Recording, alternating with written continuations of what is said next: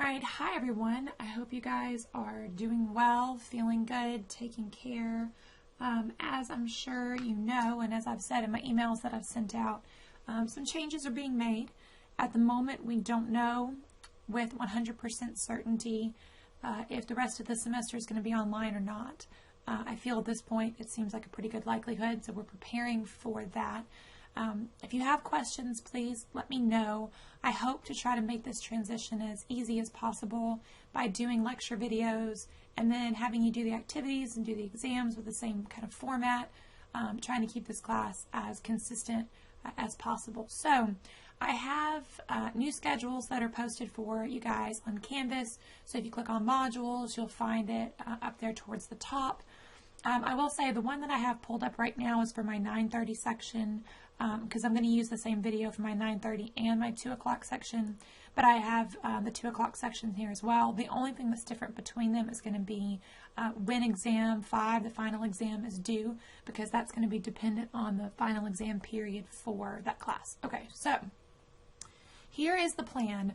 We are going to have 4 lecture videos. So in this video that I'm recording now, we're going to talk about breaking up, and that's going to be the last bit of information that you'll need before exam 3. So after you watch this video, combined with the information we covered in class before we went on spring break, you'll have everything you need for exam 3. So as far as exams go, exam 3 is going to take place, it's going to be available, I should say. It's going to start being available at 8 a.m. on March 23rd, and it will be open until 5 p.m. on March 31st. So that gives you several days to take the exam. You can take it at any point during that time. You will have 75 minutes to take it, just like if you were taking it in the classroom. For students who receive accommodations, I will set Canvas to give you the time and a half that you typically have. So you can take it at any point during that time. The exams will continue to be multiple choice, true, false, and matching. They will continue to have opinion questions. However, Canvas won't let me set opinion questions where everyone gets credit for them initially. What I have to do is set a right answer. And so if you click on the answer that's set as the right answer, then you get those points immediately. If not, you won't, but then after the exam closes, I can go back in and mark everyone to get extra or full credit for those 2 questions. So you may see your grade go up a little bit after you take the exams, but there will still be those 2 opinion questions. And if you have questions about any of this, email me. After that, we'll have the last section of the class, so we'll have a lecture on communication, commitment, and maintaining and repairing relationships, and then we'll have exam 4. Now, remember, in this class, there are 5 exams, and you get 1 exam drop grade. So after you take exam 4, I'll post your grade in the class before the final exam. You may be happy with that grade and done with the class. Fantastic. Exam 4 is going to be multiple choice, true, false, and matching, and it'll only cover the material on the last section of the class. However, some of you may have missed an exam earlier in the semester, or you might not be happy with the grade that you have going into the final exam. So you have the opportunity to take exam 5, the final exam, if you would like to potentially boost your grade. I'm going to drop your lowest exam grade. So if exam 5 ends up being the lowest grade, it'll just be dropped. But if it's higher than one of your earlier exams, it will replace that exam. Okay. The only other thing to comment on will be activities. So we're going to have activities that are very similar to what we did in class. The only difference is that you're going to be completing them through Canvas. These activities are available now. So if you want to go ahead and start working on them, you absolutely can do so.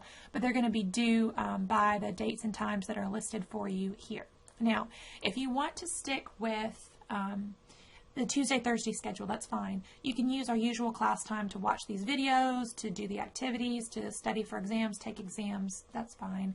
But I want to have the information available so students can do them at other times too, if that's more helpful, trying to be as flexible as possible. So I'm going to be posting the videos as soon as I get them done, but at the very least by the first date listed here. So this video will be posted at least by March 30th, very likely before then. This video will be posted at least by April 6th. And if they're posted early, you can study ahead, work ahead, that's fine, okay? So changes that are made, activities will be submitted through Canvas. If you go to modules, and you look under material for exam 3, that's where you'll have activity 9, and then material for exam 4, you'll see the link to activities 10, 11, and 12. So, and you're going to see this down here, but activities are still completion grades. So I'm not going to be grading them for content as long as you put forth a little bit of effort, right? So a couple of words is not enough. I don't really have an opinion on this subject, is not enough. As long as you put in a little bit of an effort, though, you will get the points for that, okay? Exams are going to be completed through Canvas.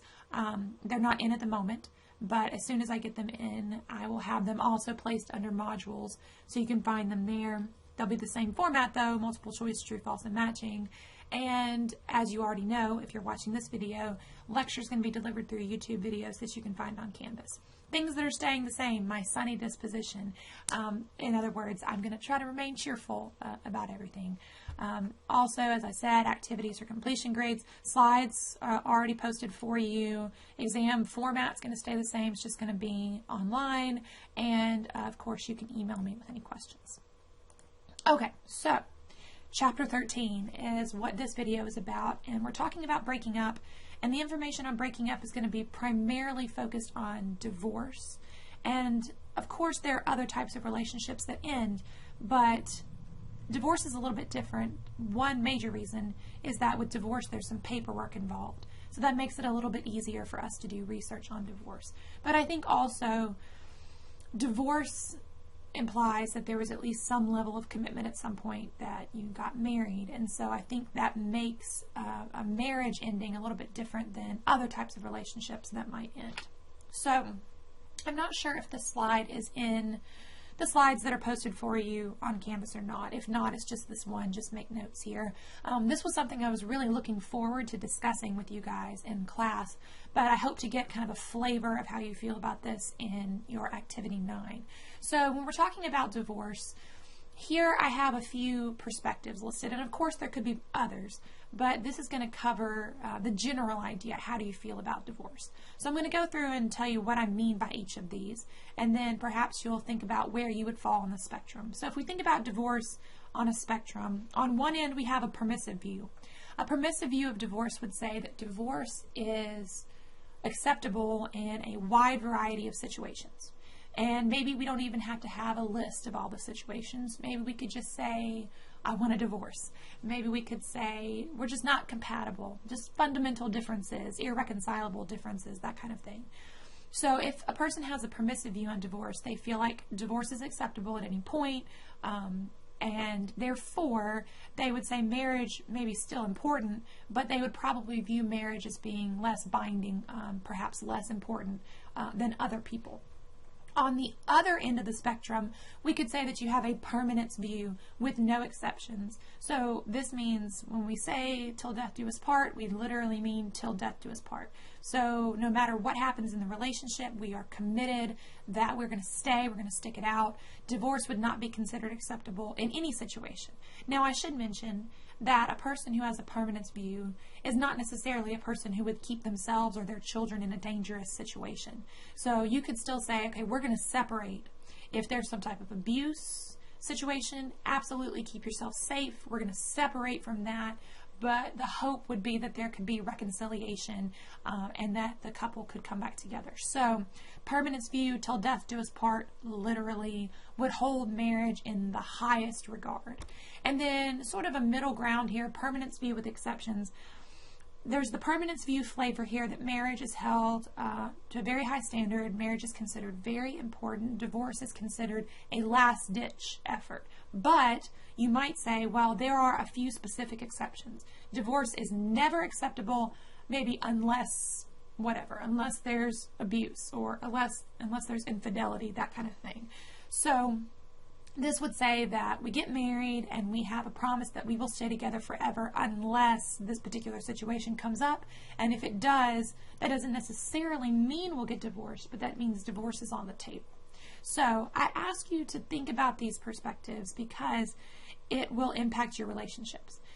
If you decide that you have a permanence view, which honestly is not popular, and especially not in my college students. I do this activity in class, And I maybe have 1% of students who will say they have a permanence view with no exceptions. But if you have a permanence view with no exceptions, that can be helpful to a relationship. That can cause you to not let things build up, to want to resolve issues, to want to communicate, because you're committed to your relationship and you want to feel like you made the right decision, so you'll look at things from a more positive viewpoint oftentimes. Although people always raise, potentially very valid points about the fact that with a permanence view, what if a person misuses that? What if a person abuses their partner or mistreats their partner knowing that their partner is not likely to leave? On the other hand, if you have a permissive view, this tends to be the one that most college students that I've had in previous semesters have endorsed, saying that everyone should have the freedom to do whatever it is that they feel like they should do, need to do, whatever will make them happiest. There is also a concern that if we view marriage as being less important, then that's contributing to our high divorce rate, and maybe some divorces are happening that might not have to happen. So the activity is worded a little bit differently in Canvas, but it's the same general concept. I think when I typed it into Canvas, I said something like, when is divorce acceptable and why is it acceptable in those situations, something like that. Essentially what I'm getting at is this. Do you think that divorce is something that should never happen or should only happen in very particular situations? Or do you think that divorce is something that should be widely available? In addition to telling me that, please also tell me why. Why do you think that divorce is acceptable in those situations or not acceptable at all? So I look forward to reading your responses, even if we can't have that discussion in class. Another discussion that is related to this, before I get into the slides that are posted for you on Canvas, another related point then is what would happen if divorce was not a possibility? And this is usually where students give me a face like, what? No, it's probably never going to happen. But let's think about this for a second. On the one hand, how could this be a bad thing? Well, if divorce was not available, there may be couples that are having, situations with infidelity or with abuse. They want out, they're not able to get out. Couples might then say, okay, well, we're still legally married, but now we're going to have relationships with other people, that kind of thing. Of course, there could be more. Usually I'd have you guys talking at this point, but there could be a benefit to this. If divorce was not possible, then that could cause couples to wait longer to get married, to be more certain that they want to get married, to be more committed. And this could potentially cause couples to work harder and value marriage more. So don't worry, my viewpoint doesn't matter. Nobody cares what I think, and I don't make any decisions.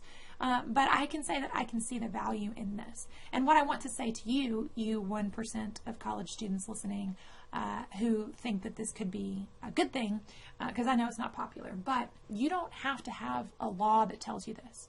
If you think that you want your marriage, your relationship to last forever, you can make that decision. You and your partner together can say, we're not going to get divorced. Divorce is off the table. If you see some beauty in this, then you don't have to have the law, a judge, a lawyer tell you you can't or cannot get divorced. You can just decide this amongst yourselves, okay? However, before I move on, usually when I ask this question, 2 answers I always get. 1, nobody would get married, and the other, the murder rate would go up, right? Maybe you were thinking it, but I've always had students write this down whenever or talk about this in class. The idea that don't death do us part, well, if that's my only option, okay, which I'm of course not endorsing, but I'm saying that's what students usually bring up when we have this conversation in class. All right, so into the notes that are posted for you on Canvas. So the prevalence of divorce, we've mentioned this a few times throughout the semester. We know that our divorce rate is around 50%, and the more recent data might suggest even a little over 50%. But for the purposes of this class, we'll go with 50%. So we're saying that half of marriages end in divorce. Now, that's a statistic, and of course we know about lies and damn lies and statistics, right, if you've heard that quote. So, of course, you can take a statistic and make it mean anything you want to. It's possible that the reason this is so high, and you'll see this later, is that people who have been divorced before are more likely to divorce again if they marry again. So it could be that there are some people who are getting many divorces, and that's potentially one reason why the divorce rate is so high. Or maybe there are particular areas of the country. You think about the stereotype. I've never been to Nevada. Okay. So this is me talking about stereotypes that I see on sitcoms. Okay. I'm completely ignorant of Nevada, but you think about the stereotype of like the drive-through chapel getting married kind of thing. Perhaps there is a difference from different locations in the United States about how often couples get divorced and how they view marriage. But overall, about 50%. So our divorce rate has increased quite a bit. And there are tons of reasons why this might be, some of which we've already talked about, but a few that your textbook focuses on. Why is our divorce rate so high? Well, one, expectations. So in the past, people got married, hopefully in part because of positive feelings, romantic feelings for each other, but maybe in large part they got married for practical reasons. I needed to get married to have children, to have heirs, to have kids to work the farm. I needed to get married so that society would view me as an adult and that kind of thing, or so I can have a source of income, whatever. So today, we don't have those situations as often, which certainly there's a positive to that. We're going to talk about women working outside of the home in a second. But perhaps now if you say, okay, why are you getting married? The answer people will usually give is, well, I love this person. Well, good. I'm glad you love this person. But what if you wake up one morning and you don't feel like you love them as much as you used to? Now your reason for getting married is gone. Or maybe people say, well, I married them because they make me feel good. Well, what if one day you wake up and they don't make you feel good that day? What's going to happen? So perhaps our expectations are higher because we're getting married only for very idealistic reasons and not necessarily practical reasons as well. Okay. Also, women working outside of the home, of course, as a woman teaching this class, I can't say anything negative about women working outside of the home. Of course, I am now quarantined. So anyway, that's neither here nor there. I don't have the coronavirus as of the moment. It is March 16th. So at the moment, I'm doing okay. I'll let you know later.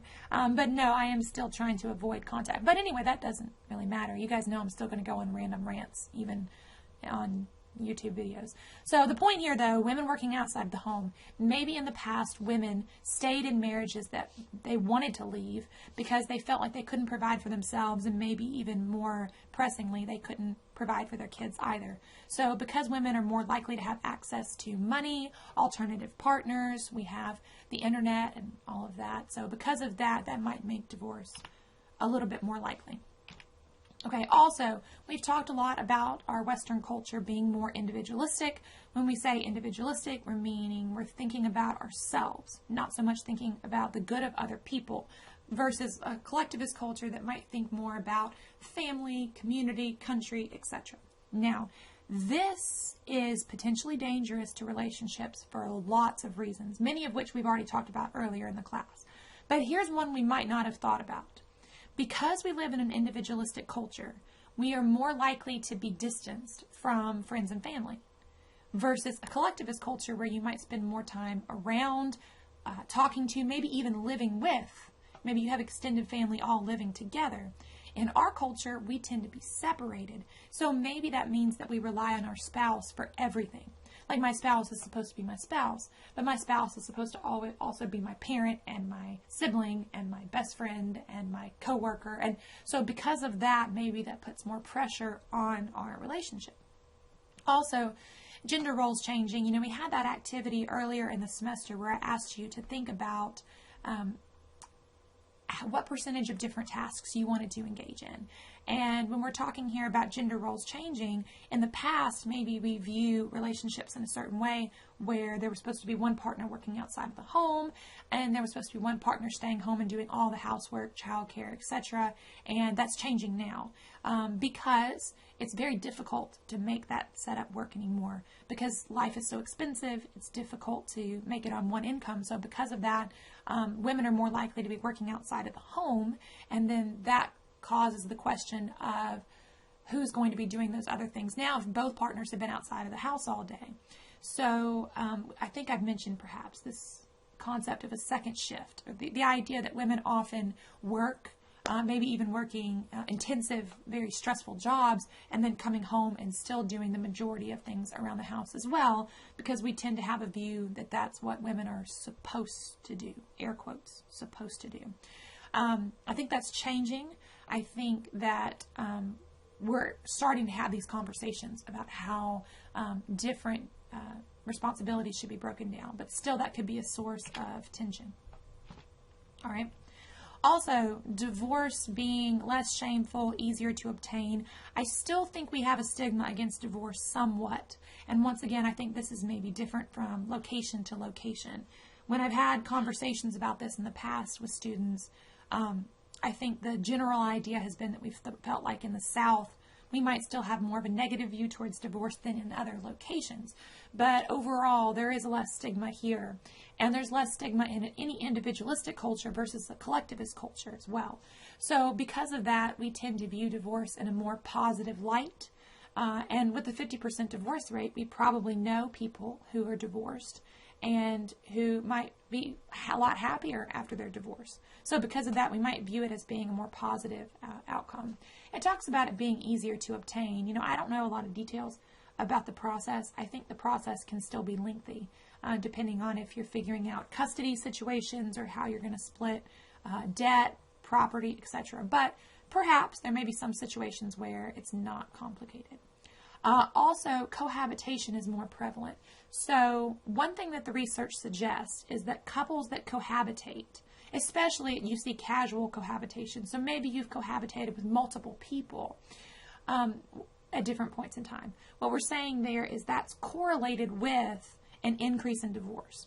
The thought is that if an individual has lived with another person, maybe lived with multiple partners, then they might view marriage less seriously, because you say, well, I lived with this person and we had sex and we shared bills and we shared responsibilities around the house. So you feel like everything happened that would have happened in a marriage except for a piece of paper.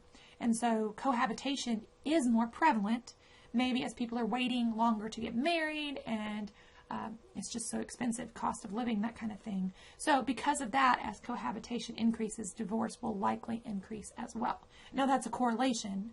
That's not causation. That's not saying that all couples who cohabitate will get a divorce. Of course not. There's just a correlation here, probably mediated by your view of marriage. Okay. Also, with a 50% divorce rate, this means that there will be children of divorce. If half of marriages are ending in divorce, then there will be a lot of children who come from divorced homes. And we see that children whose parents divorce are more likely to go on and divorce themselves later in life. Now, this is also a correlation and certainly does not mean that all children whose parents get divorced will get divorced. Certainly not. But what we're saying here is that they are at an increased risk, or there is an increased likelihood. I think that there are lots of reasons why this could be. It could be that there were issues in the home that are now being modeled. You learned how to handle conflict from parents that weren't able to get along, that kind of thing. And therefore, you're modeling those behaviors that might have been associated with the divorce of parents. I think a really practical answer to this is your parents can't really give you any crap about getting divorced if they got divorced themselves, right? Perhaps. There are lots of potential reasons for this. However, I will say that I have talked to some individuals whose parents have divorced, and they have said that it made them less likely to divorce, that they felt like what they went through as a child was something that they didn't want to put their kids through, and they were more serious about marriage than they might have been if their parents had not divorced. So this is not true of everyone, but on average, more likely. Also, if 50% of people are getting divorced, that means probably some of our friends are getting divorced. This is where, if we were in person, I would ask you, at your age, the majority of you taking this class are 21, 22. At your age, do you know friends who are married? Do you have friends that are divorced already? And it may be possible. And if not yet, that will happen in the coming years. So what happens is that when members of our social network divorce, we're more likely to divorce also. Maybe we feel like we have support now. Someone else can go through this with us. Maybe we feel like our friend got divorced and seems so much happier, and we feel like we want that too. Or it could be that you're friends with someone who is like you, and you and your friend both have certain personality types or whatever that cause an increase in conflict, that kind of thing. All right. Now, when we're talking about breakups, this could apply to divorce in particular, but other issues as well, other types of relationships ending. There's a barrier model here, and this idea essentially says that you are trying to make a decision about whether or not to break up. You examine the costs of the relationship and the rewards of the relationship. How well am I doing with my current partner? How well could I do with another partner? And then what is preventing me from leaving?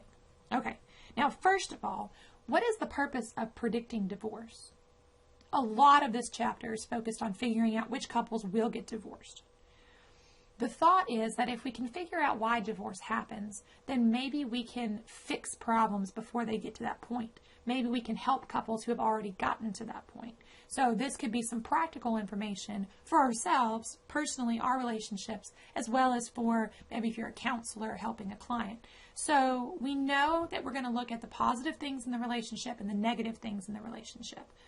Be cautious here, though, because if you're emotional, if you've been through a difficult time, it may be really hard to view this rationally as far as what's good and what's bad in a relationship. Also, thinking about tempting alternatives, right? Because in an individualistic culture, the grass is always greener in somebody else's bed, right? Okay. What's happening here is that we are thinking we could do better with someone else. We should be cautious with this as well, because when we're talking about alternatives, you don't really know, unless you're already in a relationship with another person, what it would be like to be in a relationship with that person, or even if that other person is open to having a relationship with you. But we will consider what we think we're getting out of our current relationship, what we think we could get from someone else, and then we also have to consider barriers, which is, I guess, where we get the name for the barrier model. The idea that there may be some things that are preventing you from getting a divorce. This could be stigma. Maybe you're worried about what your family and friends would say. Religious constraints. We were not able to have the panel discussions this semester because the class has gotten so large, but in the past we've had panel discussions. One of them was a religion panel, and the panelists would talk about their views on divorce. And many of them, maybe not all, but many of them would say that they would view divorce as being a very negative thing. And so maybe religious beliefs, moral beliefs could be part of this. I made a vow, I want to stick with it. And then also financial costs. Will you be able to provide for yourself, for any children that you have? Will you be able to handle the debt, the cost that goes along with splitting up?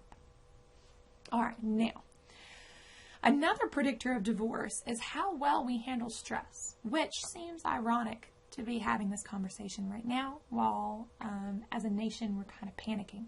And I hope you guys are taking care. I hope you're resting, getting good nutrition, finding somebody to talk to, washing your hands, of course, but taking care.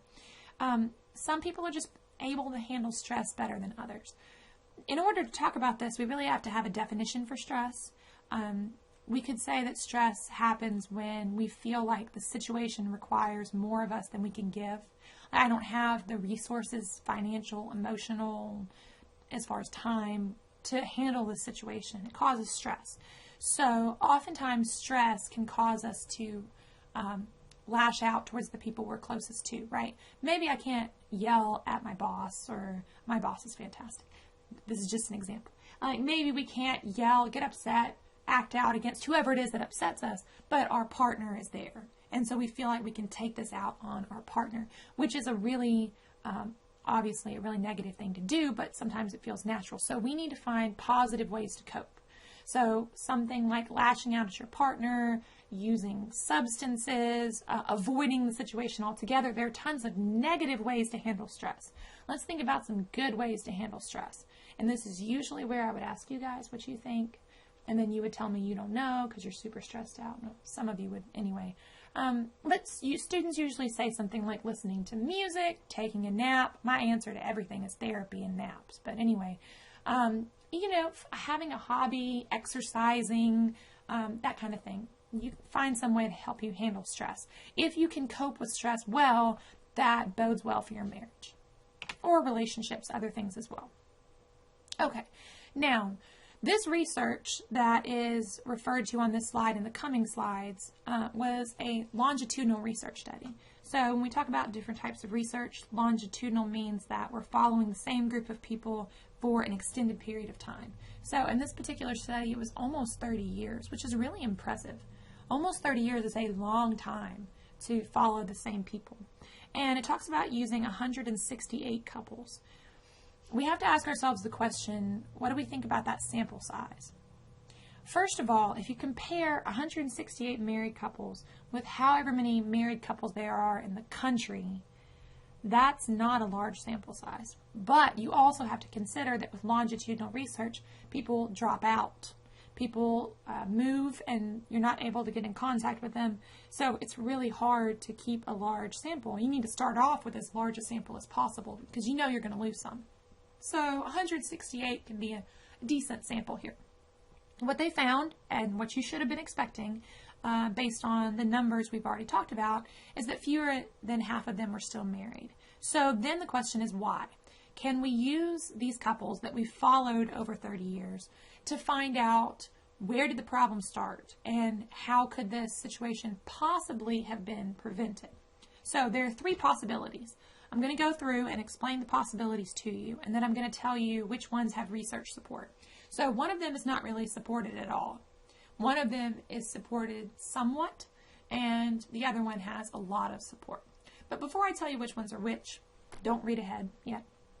Okay, one possibility, enduring dynamics. This is the idea that those couples are not happy because the problems have been there from the beginning. So what this means, if this theory is correct, this is just a possibility, just a theory, maybe this couple was already weak to begin with. Maybe the communication problems, the lack of commitment, sexual difficulties, whatever the problem is, were always there. And therefore, they got married, the problem just didn't go away. So enduring dynamics says that these couples were weaker to begin with. Now, if this theory was correct, this would mean that we would be able to predict with some level of accuracy how many couples would get divorced, which couples would get divorced specifically. So if you look at these couples, you say, okay, well, you've got this problem here early on, you're probably going to continue to have that problem and probably going to get divorced. If this is true, then we could figure out who is at an increased risk, which if we could figure that out might be a good thing because then we could help those couples, right? Okay, another possibility. We're talking about some hypotheses here, okay? It's possible that the problems that lead to divorce are not there in the beginning. You can think about in the beginning, everything is butterflies and rainbows and everything's fantastic. And so everybody's in that, early love phase. But then the couples start to have problems later on. Now, if emergent distress is true, that would mean that we would not be able to predict before marriage who is going to have problems, because this is saying the problems would come up later in the relationship after they get married. So if this were true, then it wouldn't be overly helpful for us as far as premarital counseling goes. But maybe we could still help some couples after they get married. A third possibility is that the problem in your relationship didn't start just a minute ago and didn't start at the very beginning, but actually started before the relationship. So disillusionment here, maybe before you even got into a relationship, you had views about relationships that were unrealistic. You had expectations based on the media, based on what your friends post on Facebook, whatever. You thought everything was going to be perfect, or rosy, maybe not perfect, but really, really good all the time. So then, when an individual gets married and they realize that it's not what they thought, they're disappointed. Not because their relationship is so much worse than everybody else's, but because their relationship seems bad when it's compared with their early high expectations. I think we contribute to this a little bit. I think we have a tendency to hide the negative things in relationships and not be open with that with other people. And I understand privacy and that kind of thing, but I think it could be helpful for us to be honest with the people that we care about the difficulties that are there, so that couples are prepared, and maybe taking a class like this could also serve that function. All right, so which ones of these had some research support? Well, first of all, enduring dynamics had some support. So it was able to predict with some level of accuracy how happy couples would be. We did see that these couples, I don't know about this term, but who were destined to be distressed, okay? I guess I like that. The couples who were going to end up getting divorced were less loving and affectionate towards each other at the beginning. It also says more ambivalent and negative. Ambivalent here, people misunderstand sometimes. It doesn't mean I don't care. It means I'm torn. So here we're saying, I'm ambivalent. I like being married to you, but I'm not completely sure. I can see the good things about not being married too. So couples who have this ambivalent viewpoint from the beginning are more likely to get divorced later. So the idea that the problem was always there is probably at least true in a lot of cases. However, the best predictor was the disillusionment model, which you might have guessed. So what we're saying here is that going into relationships, we are uneducated and ignorant about what relationships should really be like. And perhaps we could do something about this. And then maybe our divorce rate wouldn't be so high. All right. Something else to think about here if we're predicting divorce. It's not just how happy a couple is at the moment. It's also a change in satisfaction over time. So if you started off really happy and you're really unhappy now, that's sad, right? And maybe the relationship's going to end. But what if you started off miserable and now you're just kind of not happy?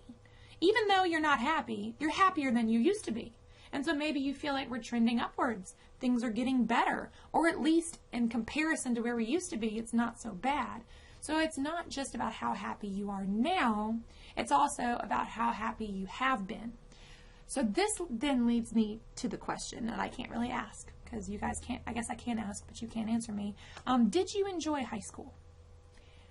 Were you that person that enjoyed high school? And you're like, oh yeah, I can't wait to go back to high school. Any chance I get? Okay. If so, mazel tov, I guess. But do you know that person that loved high school and they want to get back to those glory days? They peaked in high school. You know, like 17 was their best self.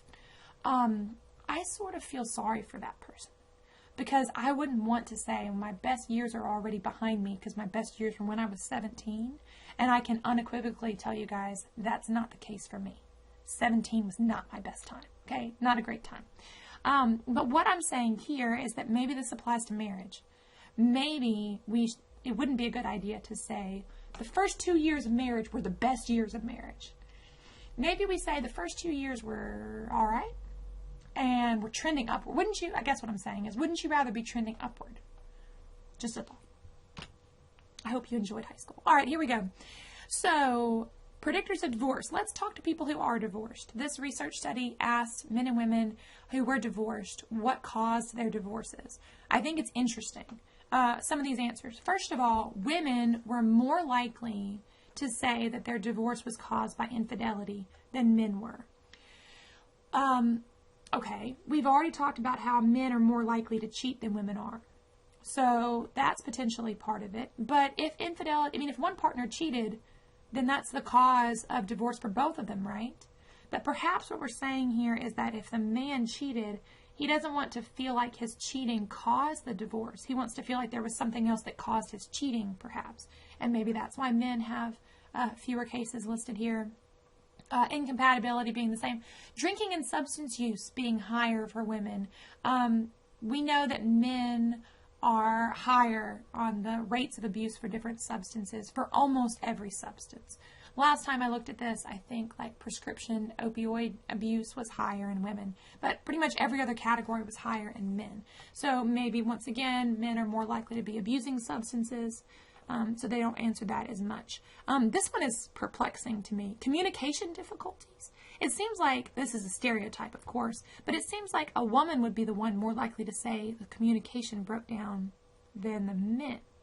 I would love to get your thoughts on this, but once again, you can't really tell me. Email me if you want to, if you have thoughts, or include it in your activity or whatever you want to. Physical or mental abuse. 0% of these men said that they were abused. Does that mean that men are never abused? No, of course not. I think it means that there's a stigma against men saying that they've been abused. And so perhaps these numbers are not really accurate. It's just what people feel comfortable saying on a survey. And we've talked about that. This one I love, though. Don't know. No women. No woman said, I don't know why we got divorced. She had a reason. Now, this could mean one of two things. Either A, women are relationship gurus who have all the answers. As a woman teaching this class, I'm tempted to pretend like that's the case for me, but that's not the case. I think that perhaps women might be a little bit more in tune with emotions and relationships, and maybe, but I think that part of this is women are less likely to be comfortable saying, I don't know, more likely to feel like they want to at least have some idea of the reason. Now, this is what people said on the survey, but this is their personal opinion. But then when we research risk factors, there are some risk factors that are really important that people didn't list here. So maybe we're just not educated about risk factors for divorce. So I'm going to go ahead and pull all these up here. So these are predictors of divorce. They're correlated with divorce, which does not mean that if you have one or more of these, that makes you means you're definitely going to get divorced. No, it does increase risk, but it doesn't necessarily mean anybody will. Now, first of all, socioeconomic status, people who have lower incomes, less education, more likely to divorce. I think that having lower income causes a higher level of stress, maybe causes difficult living situations that then make conflict more likely. Is likely an explanation, at least part of an explanation for that. Social mobility, people who have moved from place to place. Maybe that's because when you move, you lose your social support, and therefore you lose people who were cheering your relationship on. Or maybe it's because moving from place to place, you meet new people who could potentially be other partners. But once again, just a correlation. Age at marriage. I'm not really the person who should be judging about this. I think I mentioned this to you guys in class. I got married at 19, and it worked out well for me. Having said that, I have a son who's 9. Am I prepared for him to get married in 10 years? Absolutely not. That's terrifying. Okay. But the research here says that people who marry as teens are more likely to divorce. The numbers I've seen on this is up in the 60% versus the 50% that everybody else is at. So why is this? Well, I think there's a lot of stress getting married. I know because I did. A lot of stress. What are we going to do for jobs? How are we going to pay bills? But then also there is that, you don't really know who you are yet. You don't really know who your partner is yet. There's a maturity level that's not necessarily there. But I also do think that there can be a really sweet component of growing old together. I guess I can say that now, having been married for a long time and I'm starting to get gray hair. Growing old together can be beautiful too. All right, good. Prior marriage, I mentioned this earlier, second marriages are more likely to end in divorce than first marriages, and then subsequent, third marriages and so on and so forth. Maybe the problem that led to the first divorce is carried with you. Maybe you never learned how to cope with whatever the issue is. But it could also be the case that you've already been divorced once. So whatever social, religious, financial constraints were there, you have already overcome those barriers once, which makes it easier and more likely for you to overcome them again. Maybe you felt like getting away from your first marriage was a positive thing for you, so you might continue to view that as a viable option in future relationships. Just something to think about. Okay? Other things that are related to divorce. In this class, it always seems to come back to personality and attachment style. And whenever it's personality, I'm always harping on neuroticism. But this is just correlational, but remember that neuroticism refers to being emotionally unstable, and that if a person has high levels of neuroticism, that's going to lead to an increase in jealousy, an increase in conflict, all these things we've already talked about. That is also associated with an increased likelihood of divorce. Attachment styles, people who are avoidant are especially high on attachment, especially high on divorce because they have a difficult time feeling committed and comfortable with intimacy. Genetics, this one's interesting. Is there a divorce gene? Well, one way we study nature versus nurture in genetics here would be looking at identical twins.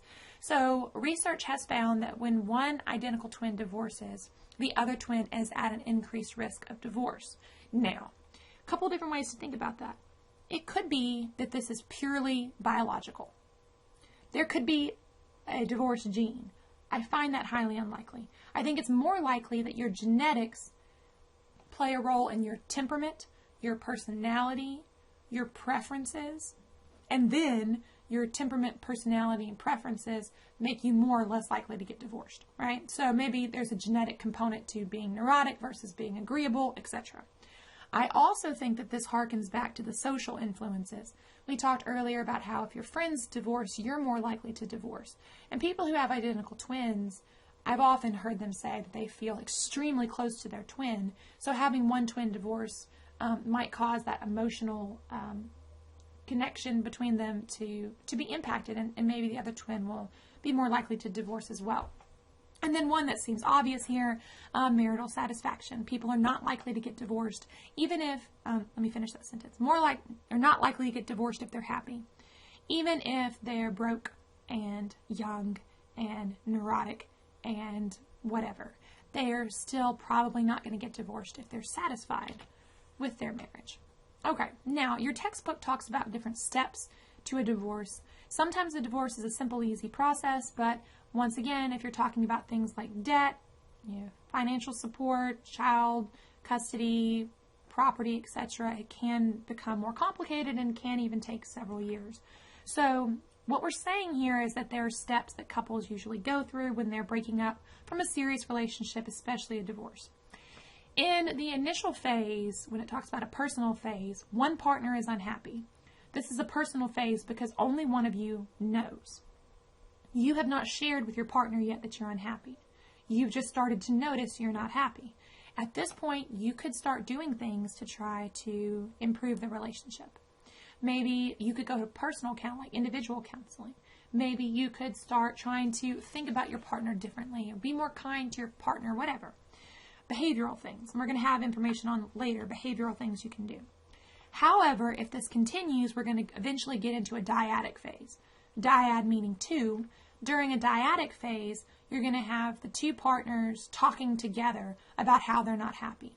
At least one of them is not happy, and maybe both of them are not happy. But with a dyadic phase, it's just the two of you having this conversation. Now, at this point, you could get angry, it could escalate, it could blow up, or we could be mature and calm, and we could have a conversation. We could try to compromise. We can try to go to couples counseling, reconcile. Now, it is possible that it could stop at this point and not go any further. And you can say, okay, we're happy again. But if a couple's not happy, then it moves on to the next phase, which is a social phase. So during this phase, that's when they start to let other people know. I would encourage you to move in this order. I would encourage you to let your partner know before you start sharing this information with a lot of other people. But maybe you want to talk to your family members, your friends, your social support, to let them know that you're in distress. Now, I want to encourage you to be cautious about who you involve in your relationships. Like, who do you let have an impact on your relationships? Because some people, just being honest, haven't earned the right to be involved in your relationship. So be cautious with that. But perhaps these could be individuals that have wisdom to gain. They can tell you about a hard time in their relationship and how they handled it.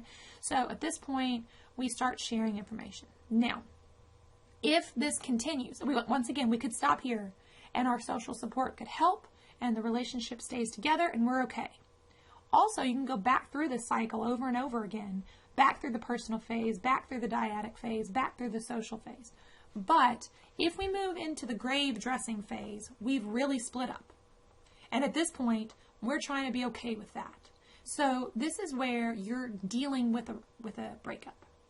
And, we have all the stereotypes of you watch the sappy movies and cry and eat chocolate ice cream, but whatever it is you need to do. Now, I would once again recommend therapy as my answer to everything. Try to figure out what you want from future relationships. Maybe try to figure out how things could be different, what went wrong. Sometimes, though, people want to feel like it was their partner's fault and have a tendency to blame their partner. And I understand that to a certain extent. You don't want to feel like it's your fault. But also, if you don't address what might have been your fault, then this could be a problem that you carry with you to future relationships. So just bearing that in mind. I love these terms that your textbook uses. The grave dressing phase. We've killed it. It's dead. But then in the resurrection phase, we come back, and this is where a person re-enters the dating scene. Now, if we were in class, I'd ask your thoughts on how long you should wait before you get back into the dating scene. I don't think there's one right answer, of course, but I think you have to be really cautious because people have a tendency to want to make themselves feel better, and maybe they think being with someone else will make them feel better, but just being cautious with that. All right. Now, breakups are not always permanent. As you know, if you've watched any movie, or maybe you've had one of these relationships where couples have broken up and then gotten back together again, over and over again. And yes, this does make me think about the Taylor Swift song with the, we are never ever getting back together.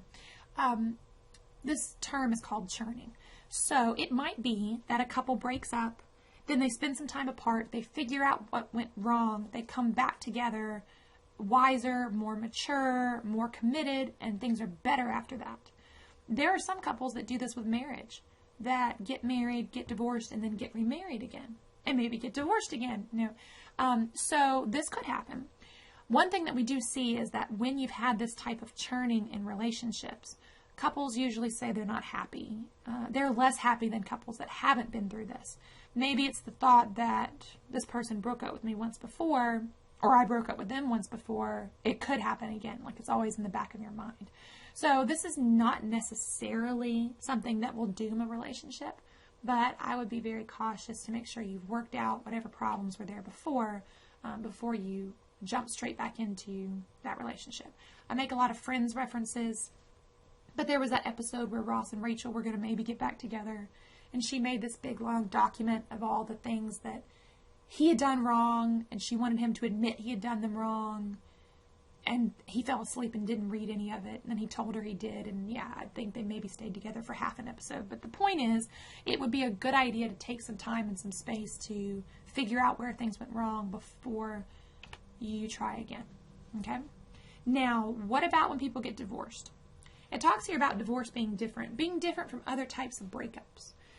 Some people say that they are much happier after a divorce if they report having a really terrible experience with marriage. However, this is a difficult process. Divorce is painful. Making the decision, all the steps that go along with it. There was that thing on Netflix a while back, The Marriage Story, which I didn't watch all of, I'm going to be honest. But it was painful to watch them going through that situation. So although a couple may be better off later apart, it will take a while probably for them to return to that level of well-being. So research has actually been conducted on the happiness of different types of couples. And this is in Germany, but I feel like the results are, they make sense, that they would at least somewhat be consistent with our culture as well. Now, this is measuring satisfaction with life, not satisfaction with your relationship, because relationships ending for some of these people, but being satisfied with life.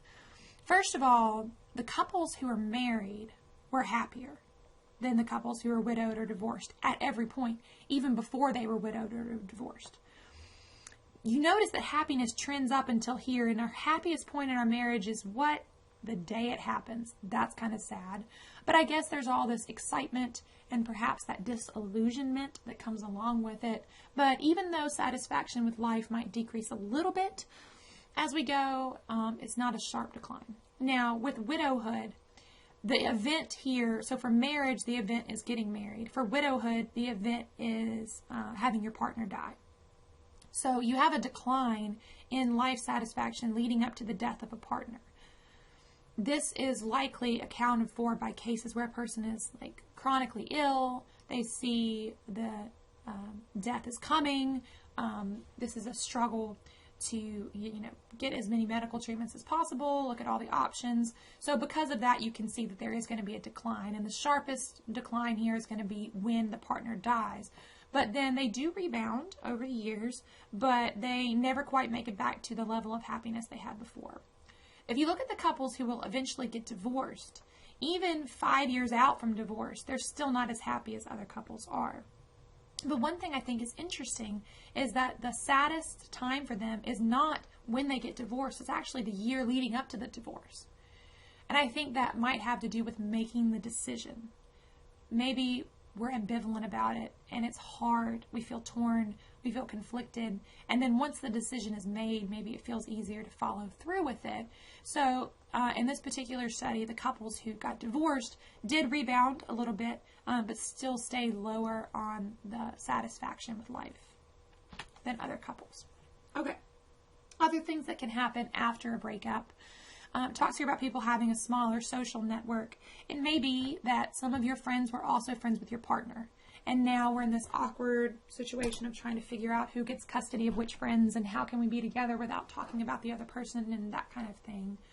Or maybe you felt like your partner's family were part of your family, were part of your social support. And maybe you feel like you've lost the ability to reach out to them as well. As far as standard of living goes here, we're really talking about income. That's the main thing we're talking about here. We see that women tend to have a decline in income and standard of living. Financial well-being might be another way to think about this, whereas a man's improves. Several potential reasons why this could be. It could be that men are making more money than women. On average, men do make more money than women. So that could be the problem. It could be that if we're talking about a heterosexual couple, it could be that the husband was working and the wife was not, and then has been out of the workforce for a while, and therefore might have a difficult time finding a job. It could also be that a judge might be more likely to grant custody of children to a mother than to a father, and so then there can be like burden with child support, that kind of thing as well. So this is just on average, but you can see how this could be a stressor for women that might not be as stressful for most men. Okay, last few things in this lecture. What about children of divorce? So we do tend to see that, okay, before I say that, there's a question. Should a couple get divorced or not? Lots of different layers to that question, not all of which I can speak to, but one of the layers of that question is, would the kids be better if the parents stayed together? And the research on that says, and you're going to see this on an upcoming slide, but spoiler alert, that if the couple can be together and free of drama, they should stay together. So children who grow up in a two-parent household tend to do better versus children whose parents divorced. It talks about both as adolescents and young adults. You can see a lot of these issues coming up in like teenage years. It's an especially hard time to have parents get divorced. And this is not necessarily true of every case, but on average, this is what we see. However, if a couple is not able to stay together calmly, then it may be better for them to separate or divorce to spare the children from having to watch the drama that goes along with divorce, right? So why is it that we see children of divorce having poorer outcomes, which can be improved upon? I'm going to talk about in a second about how we can try to help these kids, and so that it's not always so much of a problem. But one thing, it could just be only having one parent around. So there's less parental supervision, perhaps. There's less time and energy that parent can put in because they're having to be parent 24/7. They're never getting a break from being a parent, that kind of thing. You just don't have somebody there to make you a sandwich and help you with your math homework, that kind of thing. Parental stress. It's difficult to be a good parent under the best circumstances, but providing loving structure with appropriate discipline is hard. So if a parent works a difficult job, if a parent is going through psychological problems themselves, or if they're going through divorce, that does not mean that you can't be a good parent. It just means it makes it that much harder, especially if all those things are happening at one time. So parental stress makes it hard for them to be consistent parenting, and maybe parents can't co-parent. Maybe we can't agree on how we want the child to be raised, and the child gets different types of parenting at different homes.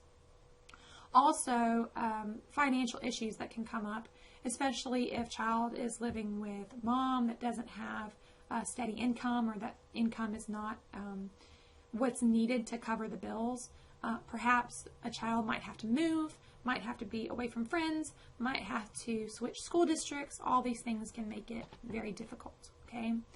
But as I've said, parental conflict may be the most important influence here. As I said, couples who can stay together and have a conflict-free home, just only looking at it from the viewpoint of, is this good for the child, should.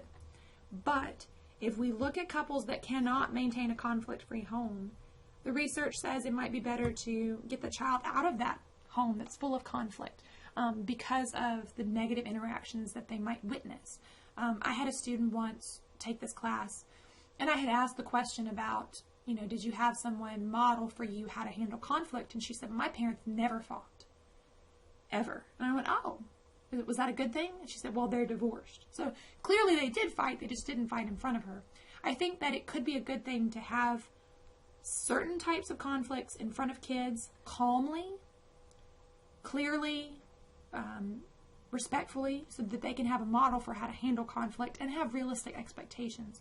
But I think conflict should never get nasty, and if they do get nasty, certainly not in front of the kids, okay?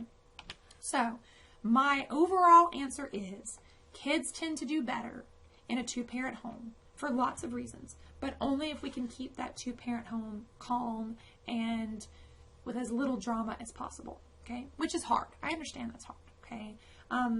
One thing that can happen is that a child might blame one parent for the divorce.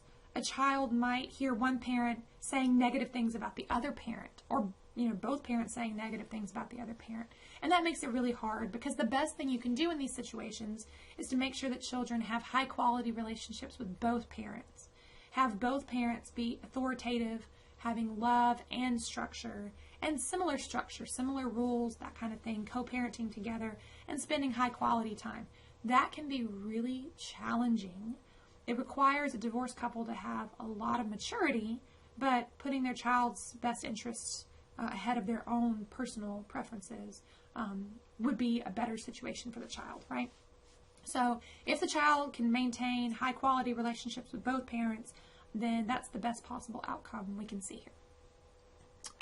All right, so that is the end of the information for breaking up. So if you look at your updated schedule, you will see for both sections, my 9:30 and my 2 o'clock, that exam, not exam 4 yet, exam 3 is going to open at 8 a.m. on March 23rd, and it's going to close at 5 p.m. on March 31st. So you can take it at any point during that time.